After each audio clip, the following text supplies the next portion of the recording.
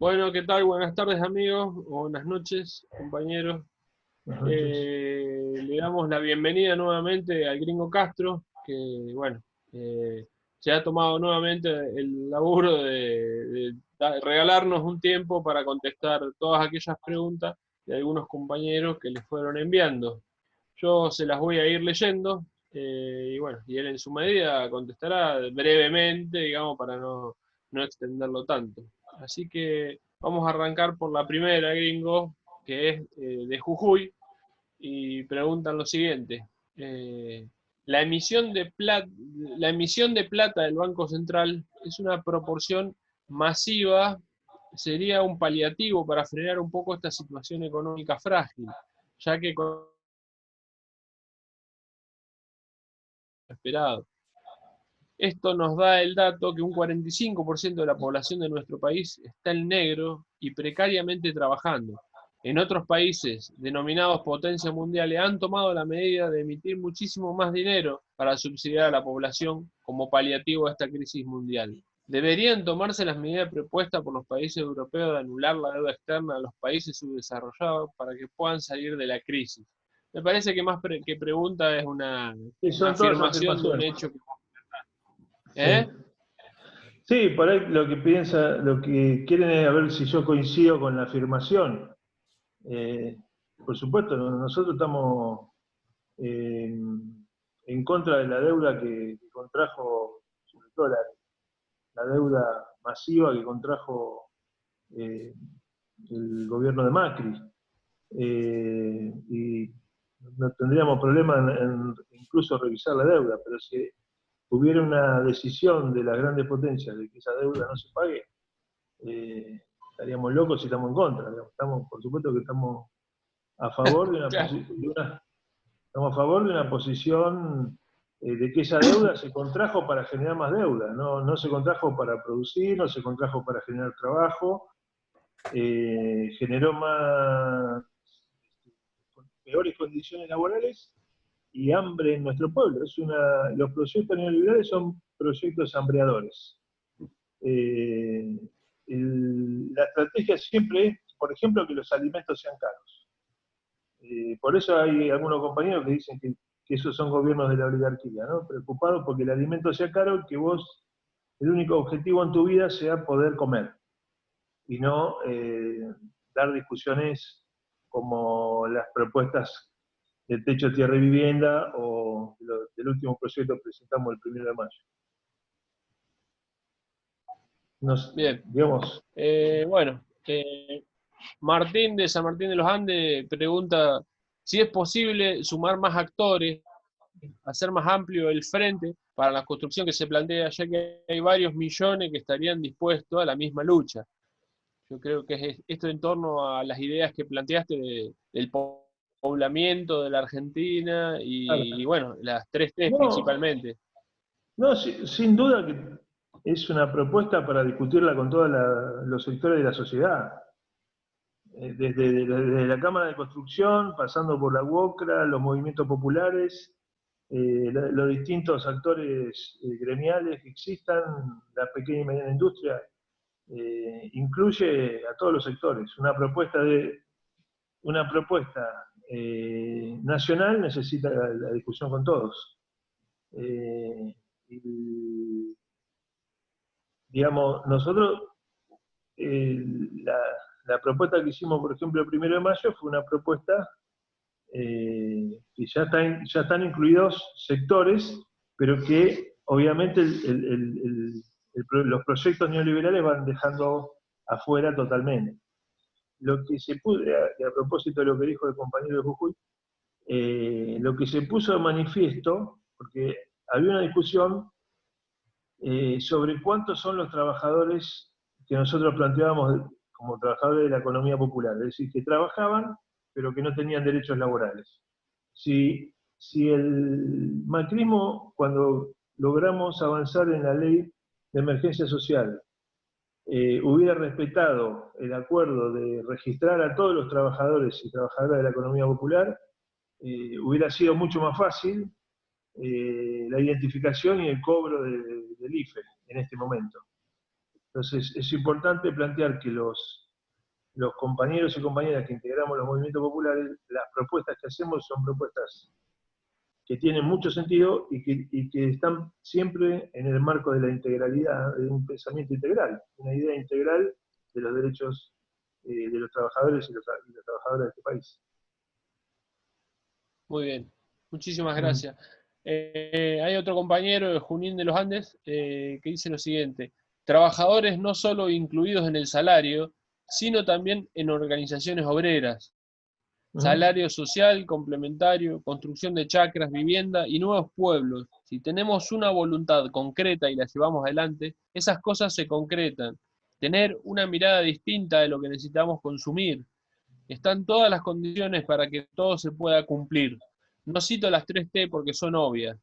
Aguantamos las provocaciones para no entrar en la violencia, pero en la vida comunitaria, en los sectores pobres, no podemos respetar todas las leyes porque si no nos moriríamos de hambre.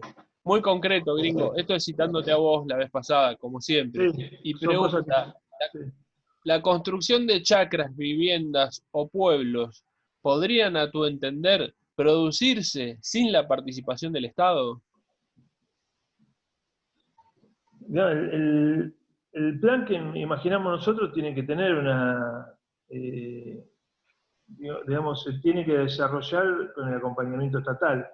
De hecho, en principio habría que pensar en toda la tierra estatal ociosa para empezar a construir chacras que nos permitan producir alimentos y que integren la agricultura familiar y que haya una, inclusive, que esté pensada una logística, que esté pensado la creación de nuevas ciudades y de fábricas.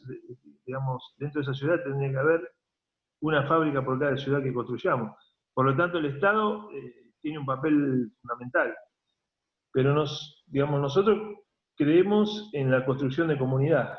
Es decir, que una cosa va relacionada con la otra. Yo siempre tengo más, no sé, llamarle confianza o, sí, más confianza, más esperanza puesta en la construcción de comunidad, que es lo que permite que el debate de la comunidad llegue al Estado, ¿no?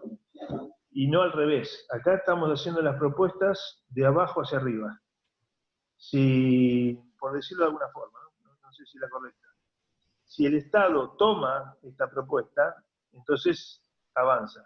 Ya hemos tenido experiencias de un Estado que con la mejor buena voluntad no debate con las comunidades y las cosas no terminan saliendo bien porque están pensadas desde una matriz ideológica o de una matriz de pensamiento que cuando se pone en contacto con la comunidad, por no haber sido discutida con la misma, se producen tensiones que no permiten que se desarrolle.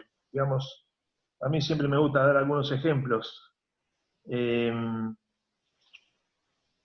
la construcción de viviendas, por ejemplo, si, si, lo hacemos, para no llevar a la discusión de las viviendas, si el Estado quiere asfaltar calles y no tiene la guita para asfaltar todas las calles de un municipio, de una ciudad que se está construyendo, lo que tiene que hacer es discutir con la comunidad y muy probablemente la comunidad haga un planteo lo más correcto posible de por dónde tendrían que pasar las calles, si damos la discusión entre todos. Si das discusión con una parte, esa parte va a querer que el asfalto pase por la calle donde viven ellos. Si la das entre todos, se priorizan los lugares colectivos, ¿no? Bueno, tiene que haber ese ida y vuelta, pero se tiene que respetar mucho el planteo de la comunidad. Por eso tiene que ser un Estado que atienda el planteo de las comunidades. Muy bien, muchas gracias. Después hay un compañero de Santa Fe que entre algunas preguntitas lo que plantea es techo, tierra y trabajo. ¿Qué nos falta como movimiento de obreros organizados y como comunidad en general para discutir verdaderamente y de cara a nuestros dirigentes qué proyecto de país queremos tener? Mira, yo creo que el planteo de Perón, yo me acuerdo haber leído, en este momento no me acuerdo si era Comunidad Organizada o bueno, algún otro libro de Perón, en una reunión con compañeros así de nuestros barrios, más humildes, y uno de los compañeros, ¿viste? Hablamos levantando la mano, ¿viste? Que pida la mano, que pida la palabra un compañero, pide la palabra y dice, bueno, yo ahora leyendo a Perón entendí que para Perón el trabajador no es solamente el que va a trabajar y está en el marco de la producción y después vuelve a su casa y nada más, sino que el trabajador es aquel que trabaja, va a trabajar y que además cuando llega al barrio está preocupado por lo que le pasa a su barrio, por lo que le pasa a su comunidad. A mí me parece que los proyectos neoliberales atentan contra toda esa, es el desarrollo comunitario, ¿no? De hecho, el Papa Francisco cuando plantea que se reemplaza a Dios por el Dios dinero, los ritos que nosotros tenemos en relación a Dios son muy distintos a los que tenemos en relación al Dios dinero. El, el rito más común de las poblaciones hoy, los domingos o los sábados, es ir a algún supermercado.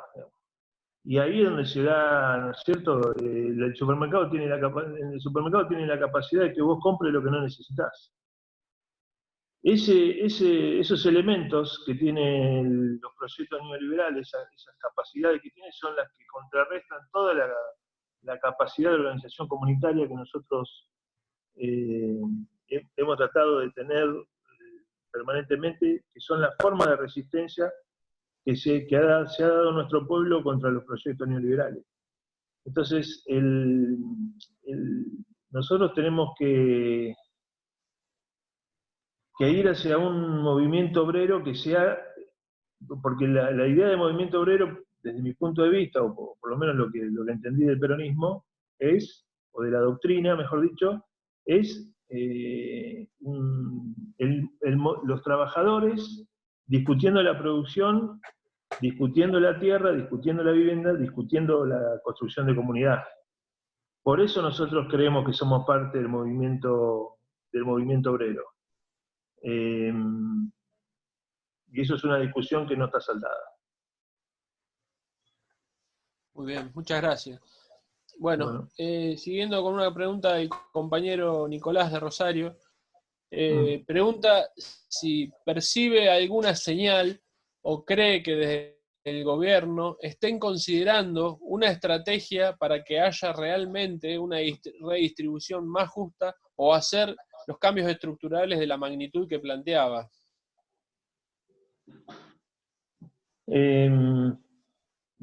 Mirá, antes de la pandemia, bueno, habían pasado 2 o 3 meses de gobierno, o sea, pero antes que empiece la cuarentena, era bastante difícil entender para dónde iba el gobierno, digamos. Lo que sí, de entrada vimos que la preocupación por resolver el problema del hambre, ¿no? De inmediato. Para dar un debate sobre cambios estructurales, bueno, eso tiene mucha complejidad, porque hay una idea muy instalada que nosotros también tenemos, que el capitalismo, cómo funciona, estamos hablando todo antes de la pandemia, que como viene funcionando el capitalismo, lo que genera estructuralmente es lo que hay, digamos, lo que existe. Y la lucha contra eso es una lucha complejísima. La pandemia viene a poner de relieve que lo que pensábamos o lo que analizábamos es cierto, y por un lado lo agudiza, y por otro lado es mucho más difícil hoy el intercambio de, digamos, viajar a cualquier otro país, todas las limitaciones que tenemos, ¿no? Que estamos cerrándonos más en lo nacional, y da una perspectiva de poder pensar que es probable otro proyecto de país. Yo no lo tengo claro, no tengo claro qué piensa digamos, el gobierno, sobre todo el presidente. Las pocas veces que hemos discutido, digamos, una vez por la cuestión de que yo participé de alguna reunión, una vez por la cuestión del hambre, otra vez hace muy poco tiempo por digamos, la situación que estamos viviendo actual, y la sensación con Alberto es de que permite el diálogo, es abierto al diálogo, y en ese abrir el diálogo eh, uno supone que está abierto a los cambios profundos. La definición de él fue que nada va a ser lo mismo a partir de esta pandemia. Con lo cual me parece que tendría que empezar que se tendría que empezar a discutir con todos los sectores los cambios que necesita el país. Para nosotros sigue siendo muy importante, el planteo nuestro sigue siendo, en lo inmediato, resolver el problema de los barrios populares, las 5 leyes que presentamos en el Congreso, después que hicimos la marcha federal en el gobierno de Macri. La profundización de eso, que hay que hacerlo, es este proyecto que presentamos el 1 de mayo. Vamos a insistir con eso. Me parece que hay mejores condiciones, pero también es cierto que varias de las cosas que he escuchado, que nunca una pandemia fue determinante para cambiar estructuras.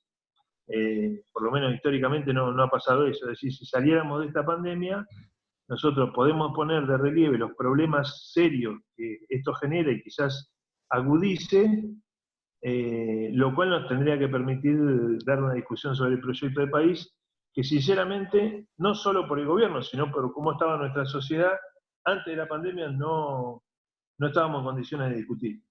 Y hoy tenemos mejores condiciones para discutirlo, no para resolverlo. No sé si la hice muy extensa y se entendió lo que quise decir. Pero no, bueno. está perfecto, se entendió perfecto. Bueno. Bueno, otro compañero de Posadas Misiones pregunta cómo, en referencia al salario social complementario, cómo deberíamos, o en todo caso, cómo lograr que el trabajo informal acabe. Bueno, a ver, si nosotros pudiéramos establecer un proyecto de país distinto, indudablemente tendría que haber un nivel mayor de formalidad en el trabajo. No sé hasta cuándo, si incorpora a todos, pero tendría que haber Imagínate, si nosotros proponemos 1 millón de viviendas, son 4 millones de puestos de trabajo, ¿no? Entre sector privado, sector estatal, las organizaciones populares, bueno, inclusive habría muchísimo más trabajo en forma indirecta. El tema es que lo que deja entrever la pandemia es lo delicada que es la situación cuando vos no tenés derechos laborales, cuando vivís en el hacinamiento, cuando no tenés tierra para producir, que es la consigna techo, tierra y trabajo. De hecho, hemos visto lo que pasó en la Villa 31, lo que favorece la propagación de la pandemia, vivir, digamos, pasillos de por medio, sin tener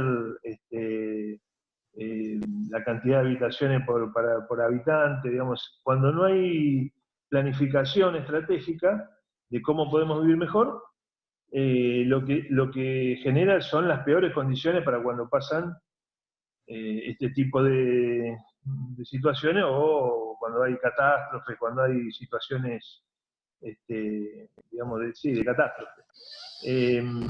El hacinamiento es algo que nosotros hace mucho que venimos planteando. De hecho, por ejemplo, en el conurbano bonaerense hay villas digamos, hay en distintos lugares de Villa, pero ya viniendo más para el lado más cerca de la provincia, digamos, del periurbano, la gente, donde hay más terreno, se toma el terreno, digamos, o se toma el terreno o se compra un terreno de 10 por 30, ¿no es cierto? Entonces, ese problema se va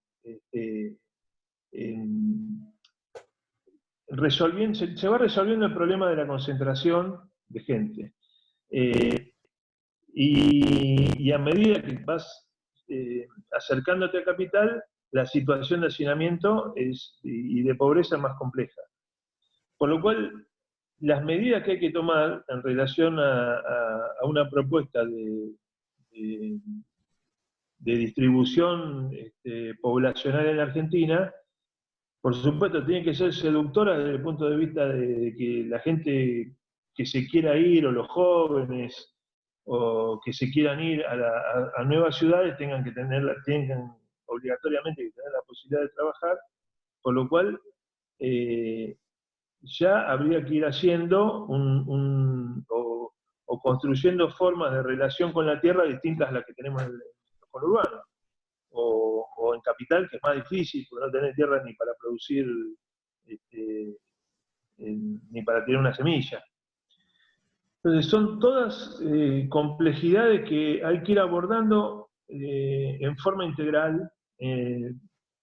Digamos, yo he tenido charlas con algunos intendentes de la provincia de Buenos Aires, que cuando le haces el planteo, mirá, yo creo que hay que desarrollar una estrategia de vuelta al campo, enseguida se imaginan que vamos a ir con 3.000 personas a ocupar un pedazo de tierra en la provincia.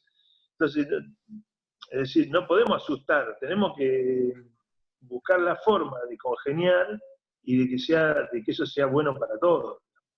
Pero para empezar, creo que son 300 pueblos en la provincia de Buenos Aires que se convirtieron en pueblos fantasmas, ¿no? Que están con muy poca gente y muy aislados, porque no pasa el tren, porque, bueno, en general por los proyectos neoliberales. Empecemos a trabajar para que no tenga que perder la posibilidad de seguir viviendo en sus pueblos. Estoy hablando de toda la Argentina, no solo de la provincia de Buenos Aires. Estos 300 pueblos, yo te hablaba de la provincia, pero imagínate en toda la Argentina, y empecemos a pensar cómo estratégicamente hay que poblar la Argentina para ganar en soberanía política, para mejorar la dignidad de la vida, y para eso, obviamente, que hay que hacer inversiones, y que el sector privado tranquilamente, si tiene vocación de producir y de invertir, lo puede hacer. Y quizás no haya ni siquiera necesidad de que vengan de otro país a invertir, o sí, no sé, no es mi preocupación.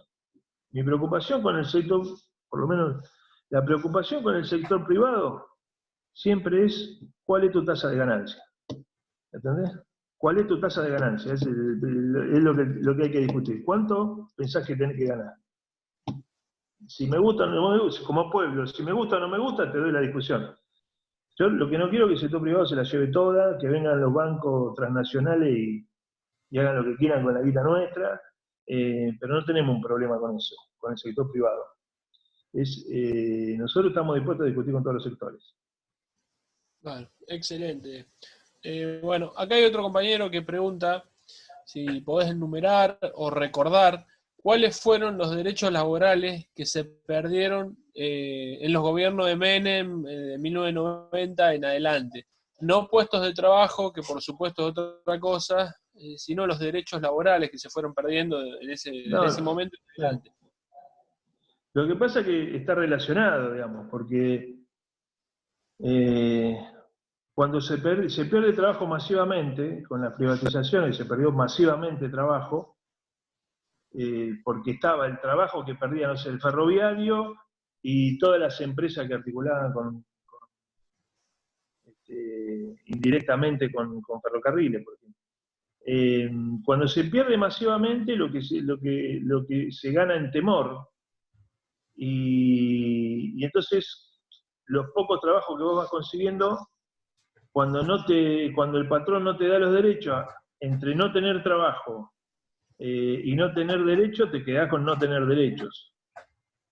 Los derechos que se pierden son los derechos que habíamos conquistado históricamente con el peronismo, y que aún con 18 años de proscripción del peronismo y de represión permanente, no se habían perdido, ¿no? El sindicalismo, la resistencia peronista, las organizaciones libres del pueblo que pelearon por la vuelta de Perón, lograron que los derechos no se perdieran.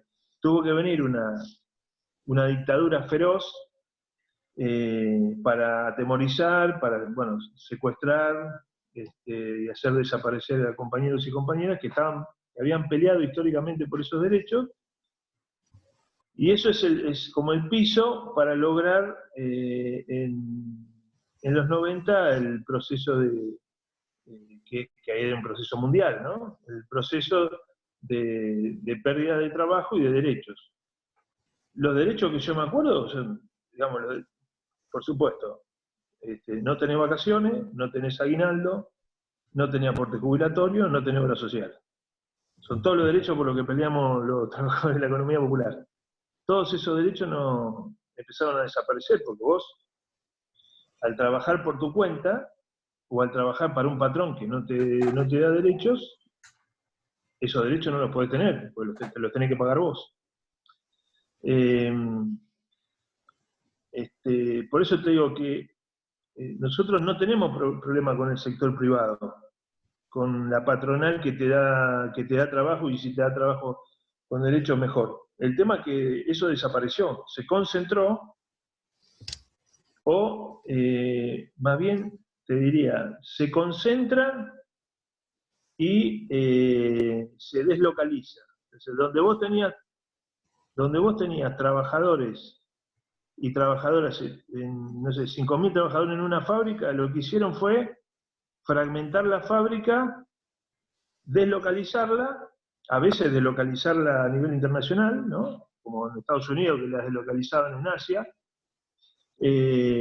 y todo lo que está terciarizado, todo lo que aparece terciarizado, no pelea junto, entonces pierde derechos. No sé, por ejemplo, uno de los gremios que dio una pelea más integral fue Camioneros, ¿no? Lo mismo pasó con Camioneros, y Camioneros se dio una estrategia de pelear por todo, digamos, por más que me deslocalice, por más que terciarice, el que es camionero tiene que tener los mismos derechos, ¿no? Se dieron una estrategia para no perder eso, pero otros sindicatos no lo pudieron hacer.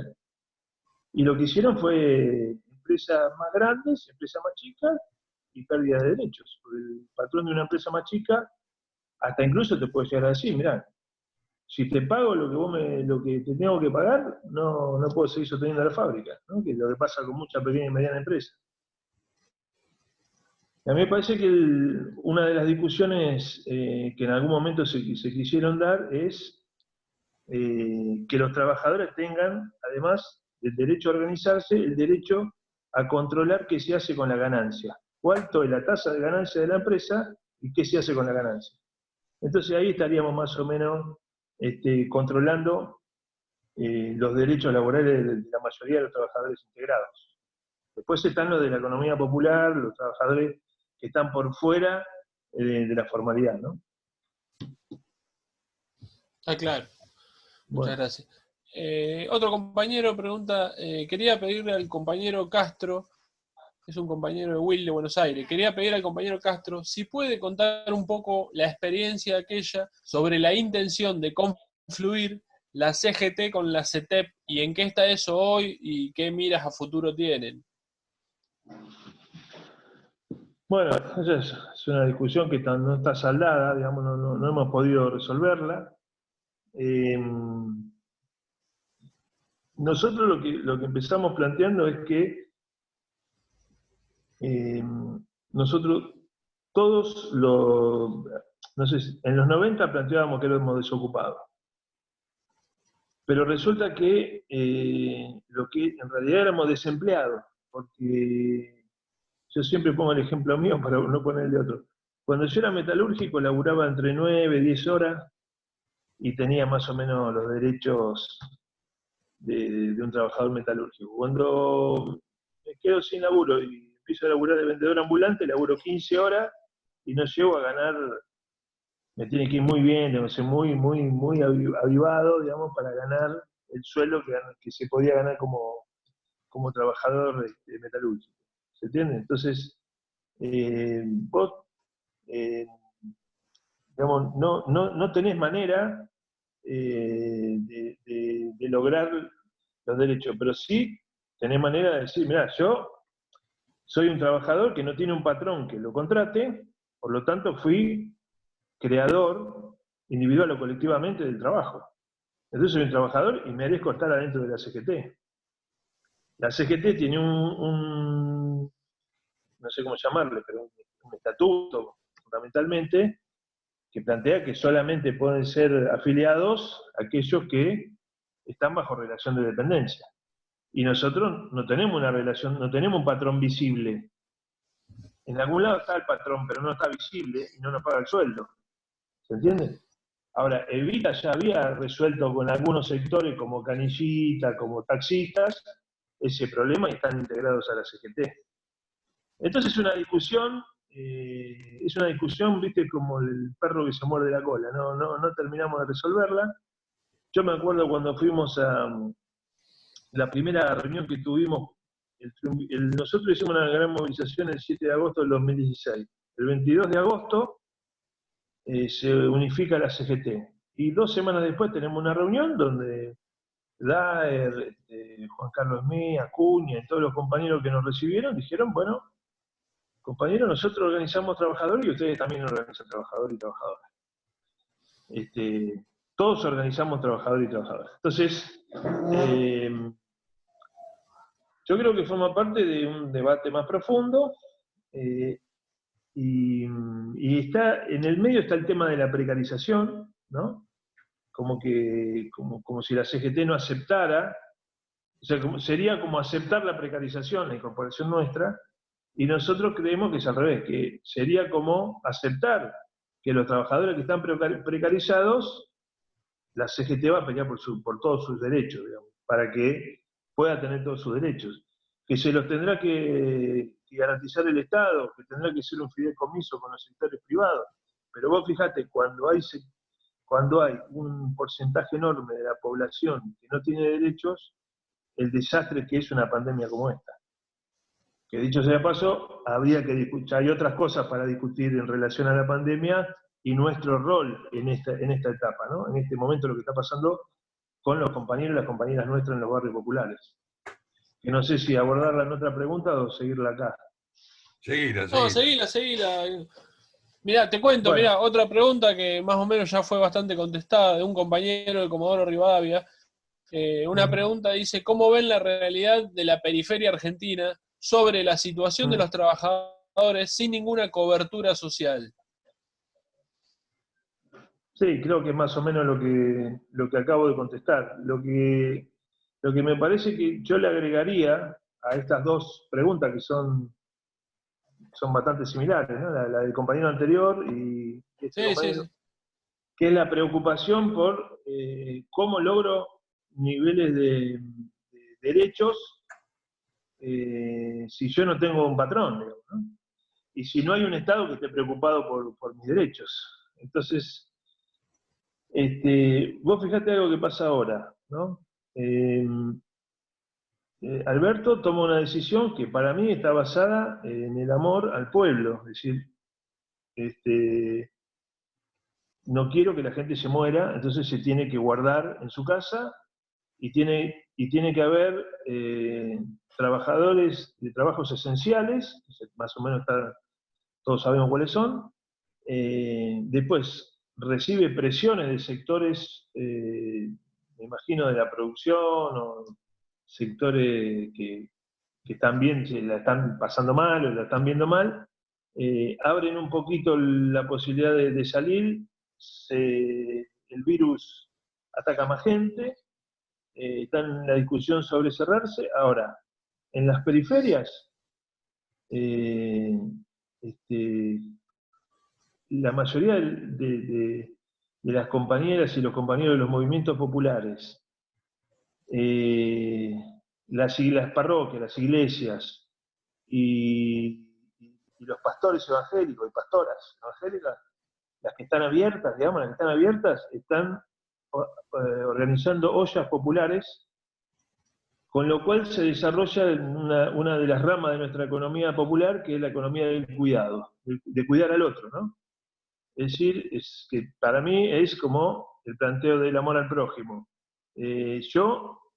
Cualquiera de nosotros, si va a una olla o hace la comida, o recibe el tupper y le da de comer, o tiene que explicarle a alguien cómo usar el alcohol, cómo lavarse las manos, todo lo que es economía del cuidado, arriesga su vida igual que cualquier trabajo esencial. De hecho, el gobierno lo declaró trabajo esencial, esto que hacemos los movimientos populares y las iglesias, y es, por lo menos de mi punto de vista, es la única resistencia comunitaria contra el virus.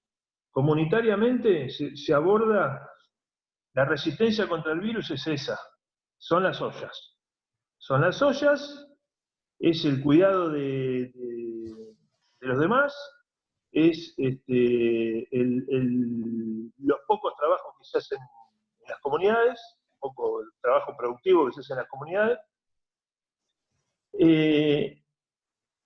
Entonces, la mirada de los trabajadores de la economía popular está siendo una mirada integral y pensando en los demás, y te diría que no hay límite en horas de trabajo, no hay límite. O sea, hay compañeros que están a las 7 de la mañana están picando la verdura, y son las 5 de la tarde, y son las 10 de la noche, y algunos, es increíble, pero aparte no lo podés sacar, digamos, hacen el trabajo, y bueno, hay que dar una discusión sobre la salud para que se cuiden, pero hay una vocación de servir a los demás que es propio de cómo se fue desarrollando la vida en comunidad y la organización popular, y a eso nosotros le sumamos la idea de construcción de poder popular y de movilización. Pero hoy, las ollas que se hacen, yo que tengo en la cabeza, la olla es contra los gobiernos hambreadores en las grandes movilizaciones populares o en los cortes de ruta que hemos hecho en toda nuestra vida. Eso es la olla. Hoy la olla se hace en función de darle de comer a los que no tienen para comer y no de putear contra el gobierno nacional, por ejemplo. Eso es algo que no se plantea en ningún lado, yo no lo escucho. Está todo el mundo preocupado por los contagios, pero nadie habla de ese fenómeno de construcción comunitaria en la peor. Yo pensé que el 2001 era la peor de las situaciones. Bueno, esto es peor, porque vos no sabés si te vas a agarrar el virus y te vas a morir. Y sin embargo, mis compañeras y mis compañeros están haciendo eso. Y además, te digo, están surgiendo ollas populares de gente que está preocupada por el prójimo, que no pertenece a nuestras organizaciones, pero que se integra, o se integra a alguna iglesia evangélica, o se integra a algún culto, o alguna capilla, o alguna parroquia. Eso es lo que está pasando, eso es lo que no se divulga, no se plantea, porque como siempre, hay un proceso de invisibilizar a los pobres, aun cuando están haciendo la mejor de las acciones. Excelente. Bueno, y para terminar, un último comentario, un compañero Rosario. Excelente toda la exposición del compañero Castro, siempre un gusto escuchar su testimonio y experiencia de muchos años de militancia, compartiendo absolutamente la imperiosa necesidad de regar todo el territorio argentino de nuevos pueblos y miles de chacras. Mi pregunta, o más bien incertidumbre, es ¿cómo piensan llenar esas chacras y pueblos? ¿Con quiénes? Considerando que la contracultura ha hecho mella en todo el pueblo argentino por igual. ¿Cómo se plantean el problema de la preparación cultural en toda la sociedad, cuadros, militantes y nuestras familias por igual, para salir del centro a la periferia. Bueno, casi que tendría que ser Dios para plantear la solución a un problema, digamos, que es la victoria de la generación del 80, ¿no? Que es expulsión permanente de compañeros y compañeras que vivían en las distintas provincias de nuestro país y cada vez agrandar más la frontera de la concentración de la tierra, de la concentración en pocas manos de la tierra. Ese es el gran debate no resuelto en la Argentina. Ahora, nosotros no lo queremos resolver si bien, ¿viste?, señalando a la oligarquía y haciendo, digamos, generando, no permitiendo generar unidad, digamos, ¿no? Nosotros, ¿qué creemos? Que hay que empezar con los pueblos que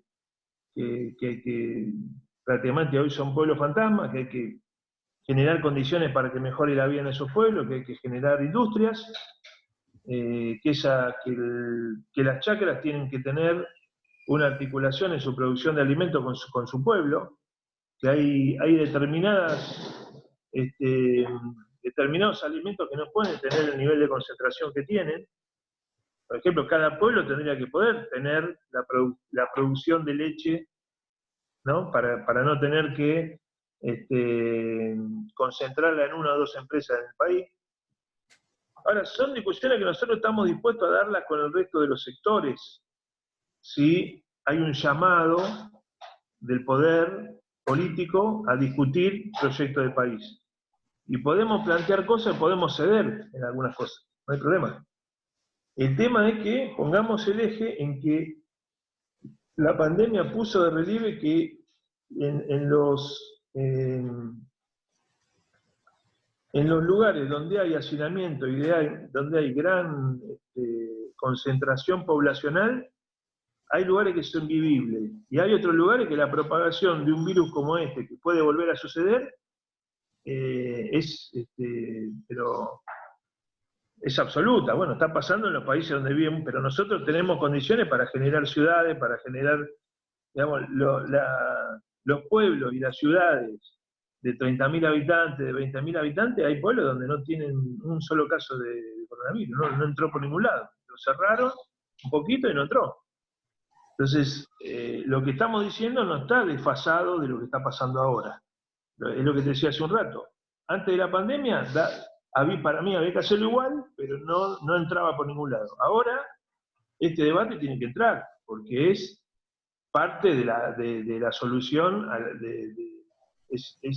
son casos de vida o muerte, digamos, ¿no? Entonces, tenemos que pensar en la organización geográfica de otro país, aunque nos lleve 30 años, aunque nos lleve 20 años. Pero pues, empecemos a discutirlo con un plan estratégico, convocando a todos los sectores, y los sectores que tengan que ganar plata, mientras no quieran ganar 1000 veces más de lo que tienen que ganar, no tenemos problema con eso. No es que no es un combate contra alguien. Discutamos proyectos de país, vas a ver que nos conviene a todos. Digamos, la propuesta es para todos, no es solo para el sector que nosotros representamos. Bueno, excelente, muchísimas gracias de nuevo, Gringo. No hay más preguntas, no sé, Carlos, si vos querés decir algo. Cortamos la grabación. Bueno.